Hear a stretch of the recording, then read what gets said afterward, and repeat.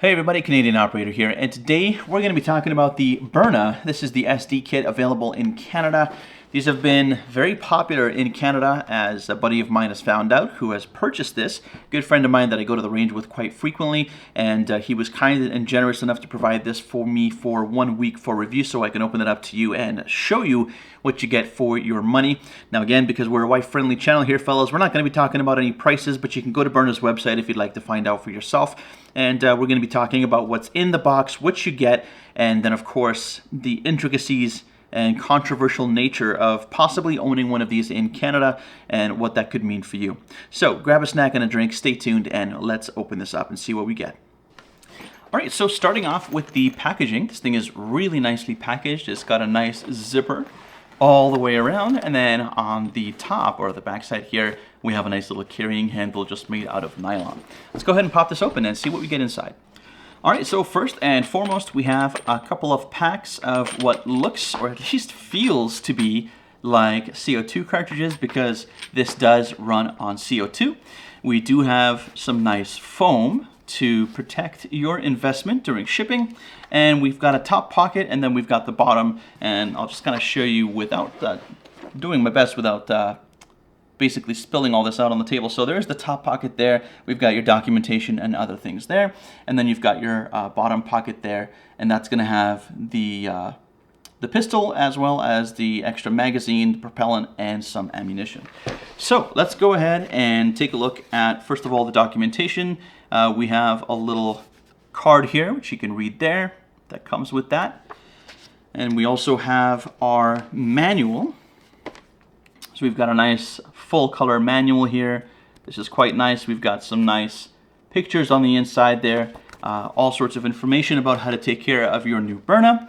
We do also have a little card here. Now this looks to be like some kind of membership card. You can see that there's like a little cutout up here. I'm not sure if you're able to see that too well. There's a lot of reflections. Sorry about that. This is pretty glossy. So I'm not really sure what the membership entails, but you do have that. And then we do have an extra baggie here of the kinetic projectiles. I'm not 100% sure if my buddy had to order these separate or if they come part of the kit. They do certainly look like they fit in that little space quite nicely. So we do also have on the very top one extra magazine, so as you can see there. See if I can show you like a little 360 view. And this just feels a little bit different than your standard pistol magazine, but it definitely feels like it's made of pretty good quality polymer. There's the bottom there. We have a sort of a nice flared bottom to fit really nice up against the mag well. You guys will see that in a moment as we take a look at the actual pistol. And on the bottom here, we do have an extra magazine, so we'll go ahead and put that away. We do have some CO2 cartridges. These are just, there's just 2 of these down here. And these are, I believe they're 8 or 10 grams. I'm not 100% sure. You might be able to order more from Byrna. And if they're the standard size, then you'll probably be able to go to your local Walmart or Canadian Tire or something like that and grab some more from there. Before we look at the pistol, let's take a look at some of the ammunition that this comes with. These are going to be your pro training. So these ones come in these little tubes. And as you can see, there's the projectile there. I'm not sure if that's focusing very well. But these are roughly about the size of paintballs, so very, very interesting indeed. Here we have some Ecos, so these are the Eco rubber projectiles. And then last but not least, we have the standard. These should be the standard kinetic. Yep, these are the standard kinetic projectiles, and there's going to be 5 of them in each. And then I do believe that we have a 5-round magazine as well, capacity in the magazines. So let's go ahead and take a look at the Byrna here. Of course, before we get started, if I can find the mag release, you'll be able to see that we are completely empty. There's no slide on this thing, so this is the only way for me to show you that it's clear. But before we get started with this, I do want to let you know that every direction that I point this in here is going to be safe. I've already ensured that it's empty, and there's nobody else in the room here with me, so we're going to be able to get a nice, good, close look. So this one is in FDE. Flat dark earth, and it's got sort of a really nice polymer finish. It does feel pretty high-end, and it feels almost like a soft touch polymer, especially around the grips. You're probably going to be able to see the grips there. We have a little wraparound on the front, and we have some exterior grips here as well. Trying to have some good gun etiquette and not pointing this directly at me, despite the fact that it is safe. And we do also have a little rail down here. You probably see that. So that's going to be good for mounting any kind of little laser or a flashlight or something like that that you might want. We have some very basic sights on the top. You can see that we have a single post there, and then we have a double post there. You can maybe get a better look that way. So not too bad. Now, of course, because this isn't your traditional firearm, and in fact, it's not classified as one in Canada, not yet at least, so we don't have a slide up here. So none of this up here moves. We do, of course, have the barrel on the front. That is going to be where the projectiles are coming from. And then down here, you can unscrew this. In fact, I'll do that for you right now. And this is where your CO2 is going to go. Now, I'm not going to put any CO2 in there, but as you can see there, we got that little hole there, and we've got this little piece here. This is metal, and we have a nice little piece in here where we can stick an Allen key just in case we're not able to get this open with our fingers. Once you do tighten this down, though, it does tighten down flush. As you can see, it's currently just kind of sticking out. That's just so I can just open it up with my fingers, but you do want to snug this down with an Allen key once you get your CO2 in there. Other than that, we have an ambi safety, which is going to be located up here towards the back of the pistol. And as you can see, we have that on the other side as well. The trigger is not too bad, although what I find is very interesting is when we pull the trigger, whether we have the safety engaged or not, the trigger still pulls. So I'm not 100% sure if this is to do with you having to have a CO2 cartridge in there, or whether you need to have the magazine loaded up in order for that that safety to work. But in any case, the safety is there, so hopefully that does work. Other than that, we really don't have a whole lot else going on. We've got the mag release button. I believe it is just here. Where is it? I just pushed it. Yeah, there we go. It's like right there. Okay, so that's your mag release. It's kind of indented in there a little bit so that you don't push it accidentally. You really have to kind of stick your finger in there. And then that'll pull your magazine out, and you'll be able to kind of hopefully see a little bit in there. Not a whole lot going on. Again, this is not a proper firearm, so there's no moving parts up here, at least on the exterior. Other than that, there's not a whole lot going on. That's pretty much it. And that is going to be your pistol. So that is what you get inside. Let's talk a little bit more about the intricacies and possibly the legalities of this whole thing in Canada, and my opinion about whether you should buy this or not. All right, so let's go ahead and talk about the possible legal ramifications of having one of these things in Canada. Now, I'm not a lawyer, but I do have some experience with the legal system. I used to work as an intermediary between people looking for legal representation and assistance getting through the legal system and the courts themselves. And so I've had access to people's personal information, and that included information about the things that they were charged with, because the people that I was dealing with, at least in part, were facing criminal charges. And so even though I'm not a lawyer and this is not legal advice, I feel like I do have a little bit of sort of a look into the way that the court system works and have a slightly better understanding than I think most average folks about how this might impact your ability to continue to own firearms in the future if the legislation stays the same. That being said, if you're looking for specific firearms related advice in terms of legal advice, I would recommend Runkle the Bailey, of course, and if not him, then pretty much any other firearms or defense lawyer in Canada should be able to answer any specific legal questions that you have. So let's talk a little bit about the controversial nature of owning one of these things in Canada. Now, you would think that real firearms would be a lot more controversial, but in fact, they're not, because they're so well regulated that everybody that owns one knows how to store one, how to transport one, where they can discharge one, and a number of different things that are legislated about firearms.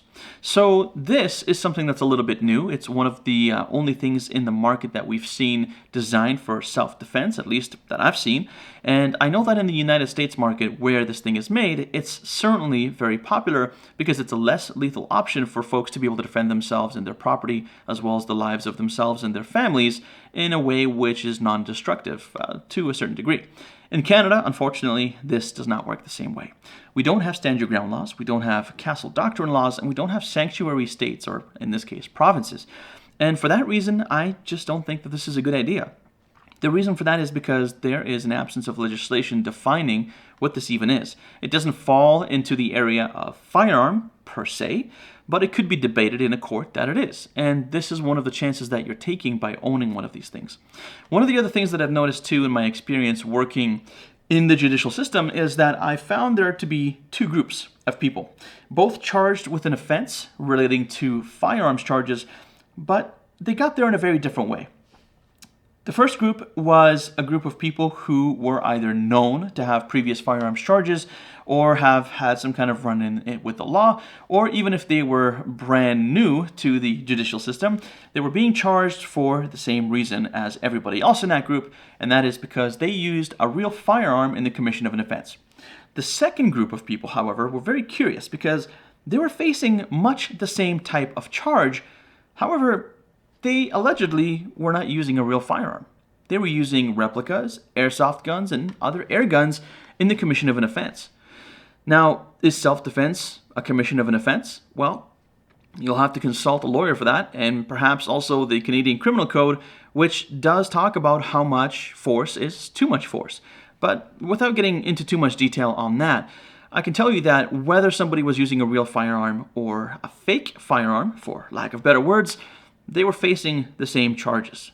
And that is one thing that I want to communicate to anybody who is looking to purchase one of these things in Canada. And that is that I see it as a very well-made tool with an exceptional attention to detail and very good quality throughout. And that is not the reason that I wouldn't recommend it. I would actually also recommend it for anyone who's looking to up their pistol game, handling their pistol, because this is a very similar size to a real pistol, and it feels, like I said, a little bit like a Smith & Wesson M&P, and that's really great because it does feel and it has a lot of the same controls as a real pistol does. So if you're using this for training purposes, hey, that's great. It's no different than using a little air pistol with green gas or CO2, right? It's pretty much exactly the same thing. The difference comes when you start to point this at another person, regardless of whether that person is trying to attack you.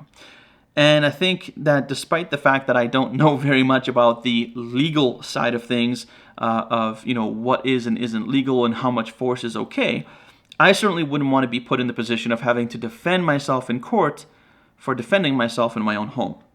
And that is the reason why I just don't think that for self-defense, the Byrna is a good idea in Canada. Now, I'm not sure if you guys know, I made a previous video talking about Bill C-21 and how the Liberals have retracted the G4 and G46 amendment, which would have been a sweeping ban on all sorts of hunting rifles and shotguns, as well as pretty much most semi-automatic shotguns and rifles as well. And while that's good news, we still have a lot of work to do in overturning Bill C-21 and making sure that it doesn't pass, because to be honest, it really doesn't make sense. The data doesn't support the public safety argument that the Liberals are making, and if you're a firearms owner like I am, then you already know a lot about what it takes to be a firearms owner in Canada. There's a lot of things that we need to do, a lot of hoops that we need to jump through, and a lot of responsibility that rests on our shoulders to make sure that we keep our firearms safe and we keep ourselves and everybody around us safe as well. That being said, I just don't think that this is a good idea for self-defense, at least right now, because our legislation is just not here to support that. If you have to defend yourself in court for having to defend the life of your family member with even something that shoots a rubber ball, then unfortunately it just goes to show that I don't think our legal system is prepared to handle something like that, and neither is our legislation. That being said, I think I would recommend it if you just want to have it, just for the sake of the way that it looks and operates. And if you've had a green gas or CO2 pistol in the past and you want to have something similar to practice with that has a nice, pretty good feel to it, then yeah, that would be a great option for you. However, you can get a CO2 or a green gas pistol for much, much cheaper than the going rate of this kit. And at least for now, until Bill C-21 passes, which hopefully it doesn't, airsoft is still legal, and so you're still able to enjoy that. Now, that being said, I think some similarities between this and an airsoft pistol are such that I think if Bill C-21 were to pass, I don't think that the Byrna would be legal anymore. At least I'm sure that it's on the government's radar, and they would try to figure out a way to illegitimize its use even for training. That being said, let me know what you think down in the comments below. I definitely want to talk to you about what you think and where you think our legislation should go. I think the more people that we have talking about this particular subject, the more we will be able to learn from one another and, quite frankly, educate this government, which really doesn't seem to know what the heck it's talking about. Until next time, thank you so very much for watching, and hope to see you in the next video.